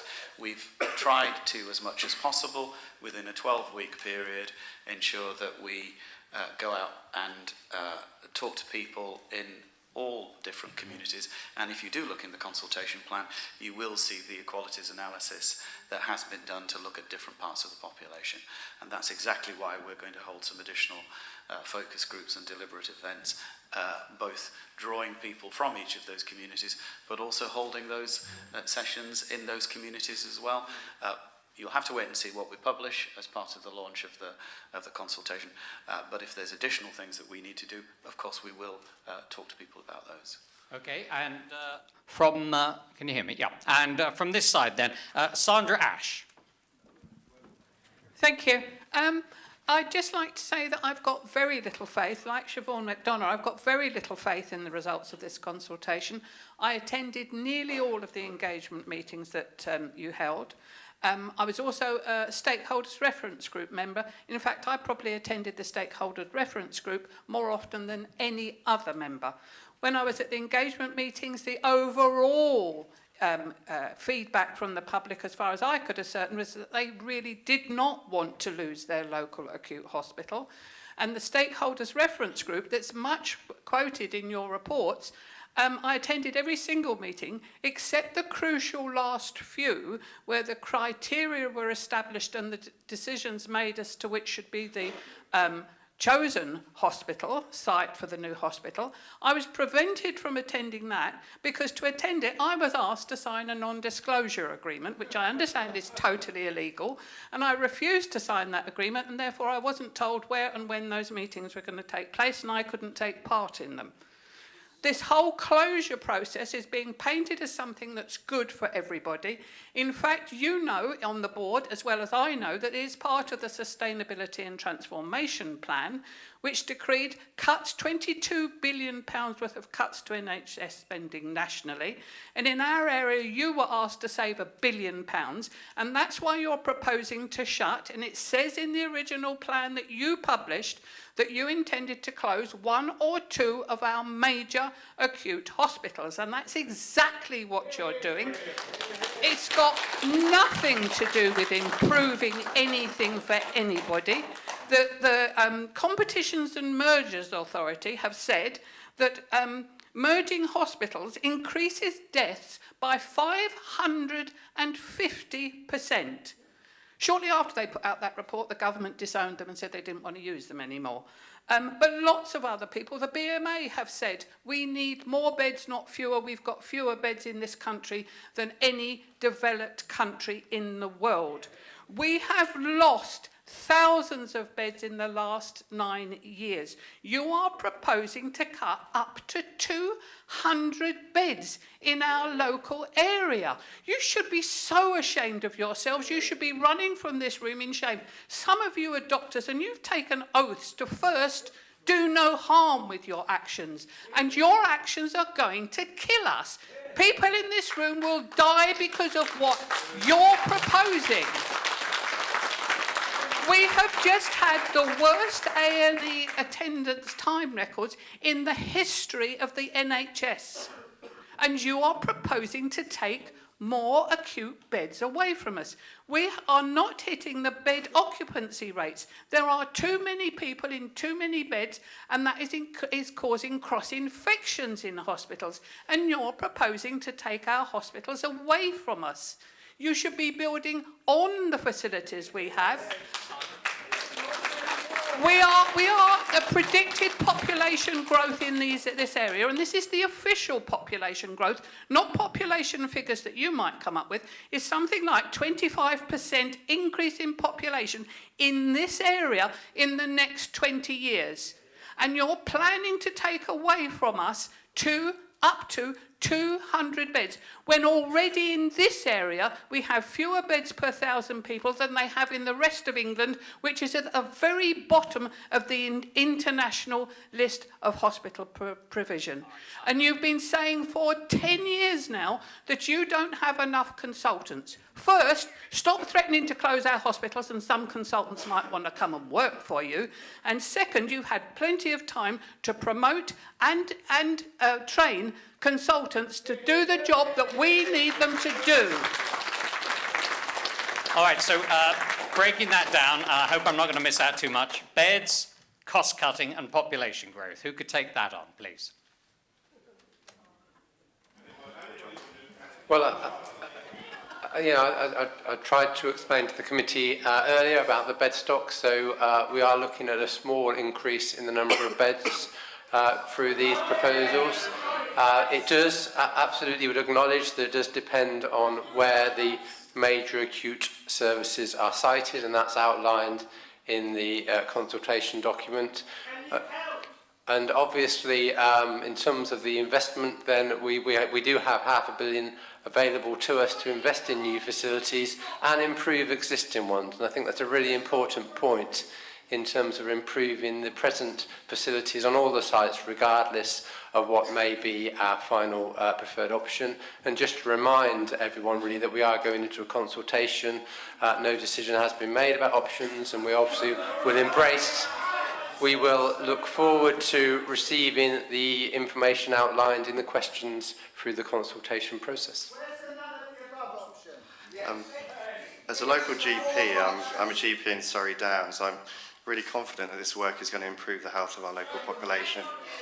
It's worth noting that we're not talking about closing hospitals, we're talking about centralising services but keeping the current hospitals open. And as we've mentioned already, and as you'll see through the pre-consultation business case, we're going to be running 85% of the services that currently sit in each of the hospitals going forward. And what we've done, as described by my colleague Dr. Murray, by centralising services to one major acute site, one specialist emergency care hospital, we know that that will improve outcomes for our patients and our local residents. We're also doing lots of work locally with our public, with our local council, with our district and boroughs to look at how we can prevent people from becoming unwell. And that's another key piece of work that will help the population moving forward. So as a local GP, I'm not here to rubber stamp anything. I'm confident this is going to improve outcomes for our residents. Can I just say one more thing on the specific issue of infection control, because I think that's a really good example actually. We are not only are we actually slightly increasing the number of beds, but we'll also have better beds. One of the issues the Trust is facing at the moment is they've not got enough side rooms to put people in when they are at risk of spreading infection to others. In the new proposals, not only will we have slightly more beds, but we'll have beds that enable patients to be isolated, which will significantly reduce the risk of infection. And it's those kind of improvements which is exactly the reason why we're trying to make the changes that were being proposed. All right, and there's a... Hello, can you hear me? There we are. And there's a lady here at the back, please. Hi, I'm Bernie Muir, County Councillor for Epsom West and Borough Councillor for Stamford Ward. My concerns, I have attended most of the meetings that have happened over the last few years.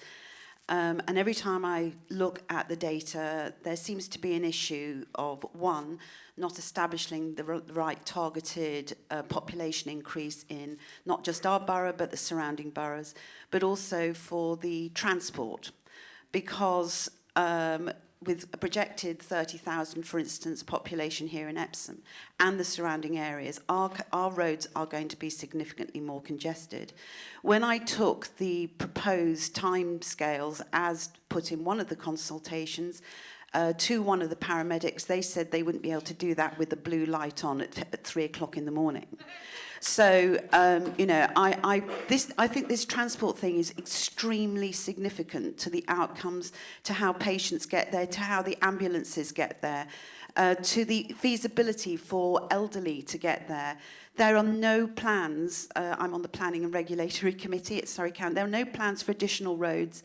There's no mitigation, and the figures are, as far as I can see, blatantly wrong for what is supposed to be a projected transport target and the population, likely population increase. If you put those two together, that is a very dangerous cocktail. What is your answer to that? And can you please show us today the proper figures that you should be dealing with on population increase and likely transport? Okay. Thank you very much. Sorry, I missed your name at the start. Bernie, thank you very much, Bernie. And just to add on, there was a written question as well from Josephine Alipor, who says she's a Merton resident and a member of GOGS in the community, GOGS in the community. And the question is similar but different. How are you going to ensure that new buildings and the design and layout meet the needs of disabled people trying to access those services? Who would like to take that on? So I'll go with the last bit first, which is with the new build and with the refurbishment, these buildings will be more accessible for those that are disabled or have special needs. So these will be better, more fit for purpose than what we currently have. So that's the first one. On the travel analysis, that was done by an external company who is an expert in these areas, and they've also tested that with people. However, we are moving into consultation phase. If there are parts of that members of the public think are wrong or incorrect, we can take that back to Mott MacDonald, who did the piece of work, and we can ask them those questions, and they will be part of the process of the consultation. They'll be able to talk people through the work that they have done and also take into consideration any new information or any information that you believe is incorrect in what they have done. So that's been quite a big piece of work, and I know it has been tested, but it will be a consultation phase. That's the whole point, is to receive any new information, any information you think that we haven't got correct in this process, and we can do that, and then we can respond at the end. And the part of the question about the disabled as well, please. At the beginning. Oh, sorry, that was, okay. So I just want to add to what Sarah said around the population growth work. All of that work was derived, in fact, from the work that was done by each local authority. We had representatives on the overall integrated impact assessment steering group, which looked at issues around population growth. So, of course, if there's new information, as Sarah suggests, that we need to look at around those projections, we will look at it. Mott MacDonald will be asked to complete their work and to consider any new evidence as part of it. Thank you. And there's a question here as well. Yes, sir. Yeah, sure. My name's Bob Mackison. I go to quite a lot of the Epsom and St Helier board meetings, so I'm interested in everybody's interest in this. But starting consultation on the 8th of January is nonsense, surely. We need the documentation available for the public to view and talk about themselves before you even think about consultation. Getting responses now is a total waste of time. It might suit your purpose, but it doesn't suit the purpose of the public, I'm afraid. Okay, who would like to take that one on from Bob? So I think I said earlier that we want to start the consultation as quickly as possible, and that's why we've suggested the 8th of January. We will distribute a leaflet with the summary of proposals and our proposed listening events and activities as quickly as possible. It will not be this week, but it will be next week when we're able to do that. One has to recognise that the committee has to make a decision first. It has to put forward its draft proposals. It has to put forward its draft documentation.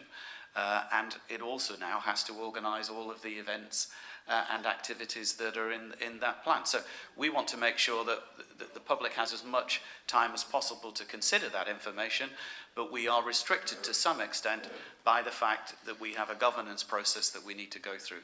And I think all would agree that we need to go through a governance process first, and then we will conduct that consultation. All right. And there's a gentleman here who's been very patient. Yes, sir. Thank you. I'm Simon McGrath. I'm a councillor in Dundonald Ward in Merton. I wonder if you could say something about the phasing of any changes.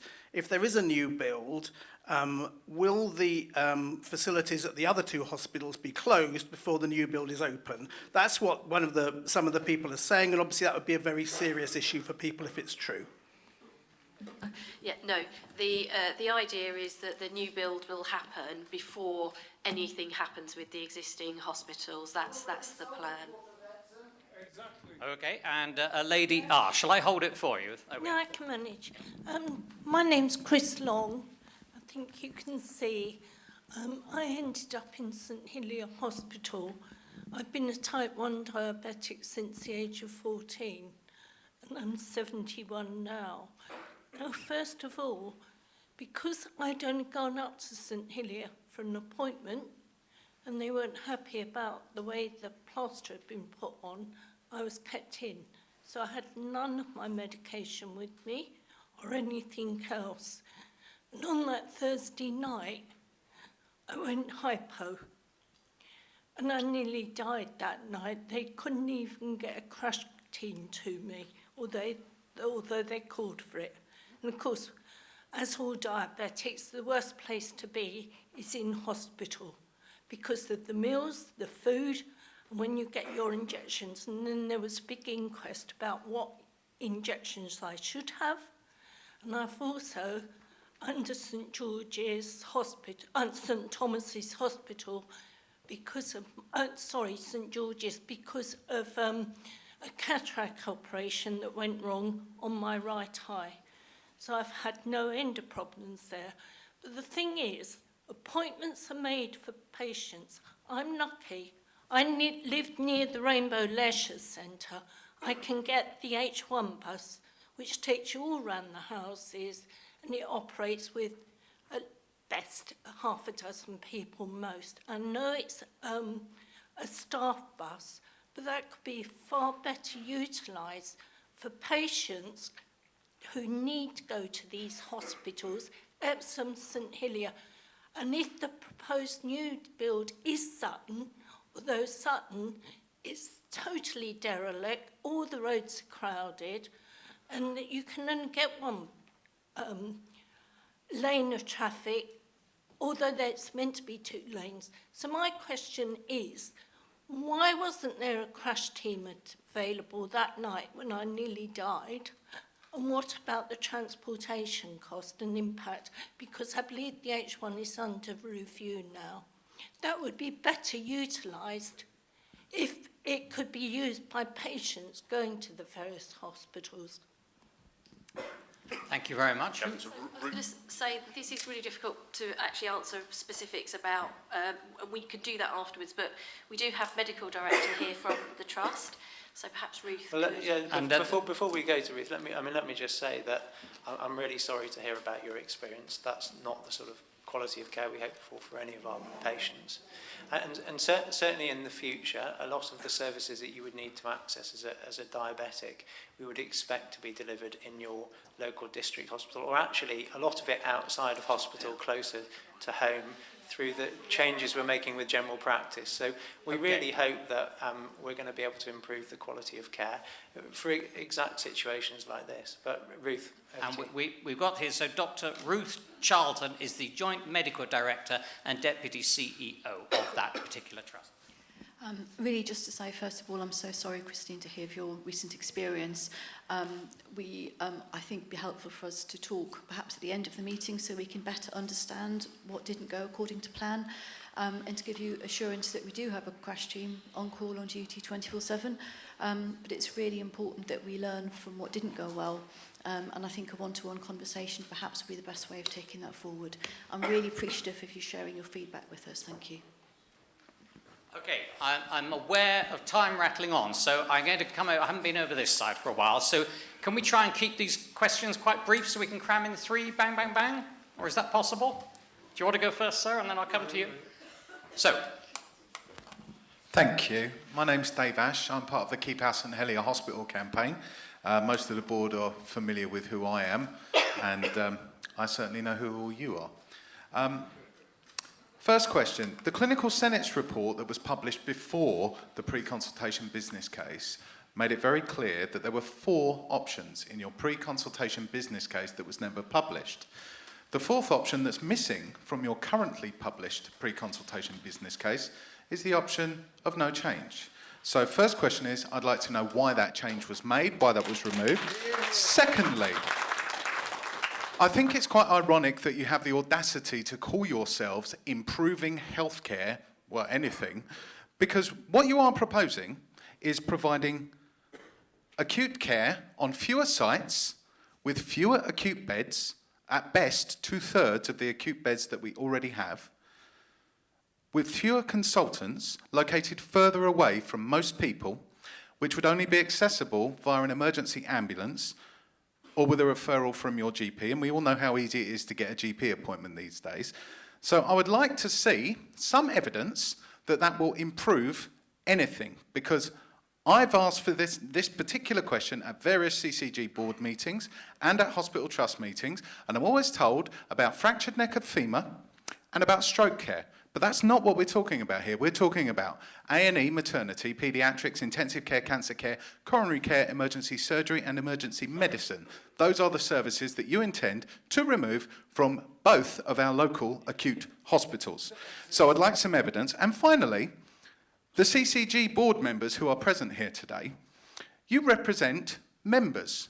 You have GPs who are your members. I would like to know if you have carried out a survey or a vote of your members before you took today's decision, because do you know what? I think most of the local GPs, A, don't know about this, and B, would probably not have endorsed the action that you have already taken today. So I'd like some answers to that, please. All right, and I'm going to be cheeky. Sorry to load on, but I'll come to this gentleman as well. It's good to hear about the plane. My name is James Woodhouse, and I'm Professor James Woodhouse, and I'm a forecaster. It's good to hear that the Plain English campaign has been near your models, your metrics, your net present value, your suites of documents, your mobile roadshows, and your focus groups. But I would like to know, when you say 85% of services will be retained, at St Helier and Epsom. How do you measure that 85% exactly?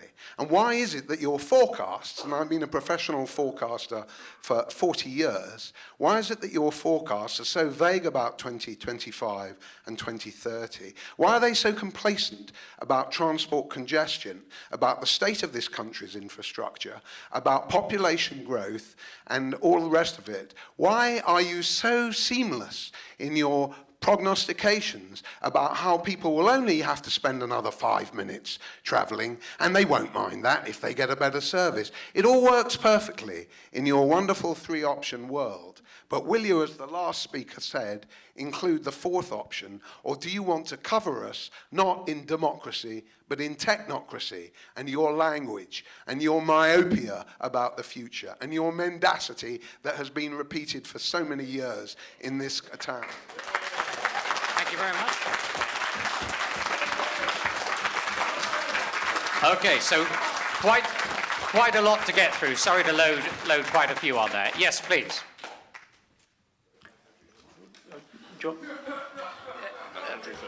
Yeah, so just a few, I'll try and get through a few of these with colleagues. But so we've included within the pre-consultation business case the no change. It is there as a comparator. We're required to do that as part of developing a business case, and we've done that as part of the option appraisal. But we have set out what we think are the three options that we want to consult on, including a preference. So it is there as a comparator, and it will be a matter for people to give their views during the consultation about all the options. And of course, it is a matter for the public to give its views as well about no change as an option. And we'll consider all of the evidence as part of that. We've tried to be we try to use as simple as language as possible in all of the documentation. We can only be guided really by the Plain English Campaign. We are not experts in doing this. If there are other bodies that you think can help us with it, then we are very, very happy, and I'm happy to take suggestions on that. On the point about the 85% of services remaining local, the measure that we've taken looks at the volume of contacts that go through the hospital, each of the hospitals at the moment, and largely demonstrates, I think, that the majority of services will continue to be available locally. It's 85% based on the number of contacts measured across the hospital's activity that goes through it. It is a measure that we have used, and it is a measure that therefore we have tried to explain in language. In the documentation. We do take, and on the final point around transport and roads, we do accept that there will be an impact for all the options in terms of access to transport. There is a suggested number of potential mitigations that is set out in the integrated impact assessment. We will need to look at that very, very carefully with any other suggestions around mitigations on all the options as part of the next stage of the integrated impact assessment. Some of those will require investment, some of those will require working very closely with the local authority and other voluntary bodies as part of that. But we will take it very, very seriously, and I know members of the governing body feel that. I think within that there was an issue about membership. Yeah, so I was just going to pick that up, because of course we've been engaging with our local GP membership throughout this process, because they're the ones who have day-to-day contact with our patients, so their input is incredibly valuable. And in fact, as CCGs, we are representing our GP members as well. We've worked with them on these proposals. As part of the work, as has been mentioned, we looked at the no change option, so keeping services as they are. We could not recommend that option, and my GPs are completely behind this. We couldn't recommend that option because we couldn't recommend an option that does not improve the standards of care for patients, and that's why we've started this process, because we're not meeting clinical standards. Our patients are not getting the standard of care that we would like to see, despite the staff working very hard and filling in on rotas. We know that we need the right number of consultants working together on one site to get the best outcome of our patients, which is why all my GPs in Merton are fully behind us making change to improve the quality of care. Okay, I'm aware we're not going to get to all the questions, and I apologise to that. Perhaps just one last one as we're running over. The gentleman who's been perhaps most patient of all, and I'm sorry, I know lots of people have been patient. This gentleman in the white shirt. Yeah, thank you very much. My name's Dan Ashcroft. There's clearly a lot of concern in the room, but also in the community, that this is just going to be another bogus consultation to what seems to be a predetermined outcome. Certainly, having read every single line of the documents you've released the last 2 years, the gaps, particularly the gaps in Merton, has been quite staggering, and those gaps being pointed out and not replaced. But my question specifically is, we've seen on the screen all the things you're going to consult on and how you're going to consult.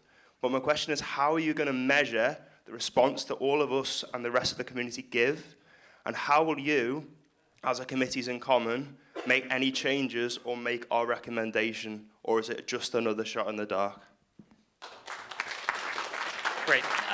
Thank you very much. Just before you answer that one as well, I haven't asked one from John Evers, who wrote in, similar but different. I'm not trying to dilute what you've asked there, but just said that given that many elderly people are not IT literate, why is the option to submit questions by letter ruled out? So a little bit of both of those, please. So the option to put in writing is there, so it's not ruled out. So there is a free post address that you can, through the consultation, you can use, as well as email, as well as social media, and as well as other options. So all of that is available through the consultation. I'll ask... Shall I just say something on the consultation process? Because you're asking about what we're going to be doing in the consultation process. I mean, a critical part of the consultation process is us taking the opportunity, now that we're able to publish all the documents, to actually explain to our population what these changes mean, and to explain our thinking, why we've looked at the problems that the hospitals are currently facing, how we've analysed that, and how we've come to the conclusions that we have. If there's any evidence that we haven't looked at, if there's any new information we need to consider, if there's concerns that people have that we haven't properly thought through, they're all the sort of things that we want to hear as part of the consultation process. And at the end of the process, we will take all that information in, we will pull it together in a report, and then that will really heavily inform any decisions that we make at the end of the process. We've got 12 weeks to do this. We're really committed to doing it properly, and it really does matter.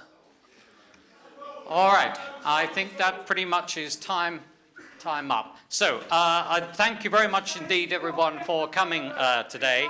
I'm sorry that we didn't get around to asking all the questions that were wanted. As I said to you, if you've got a question that you do want to pose, the team here at the NHS will endeavour to post a response back on the internet in 5 working days. Just a reminder of the website. I don't know if you could put up the points of contact slide, Charlotte, just at the end there, about the ways in which everyone can get back in touch.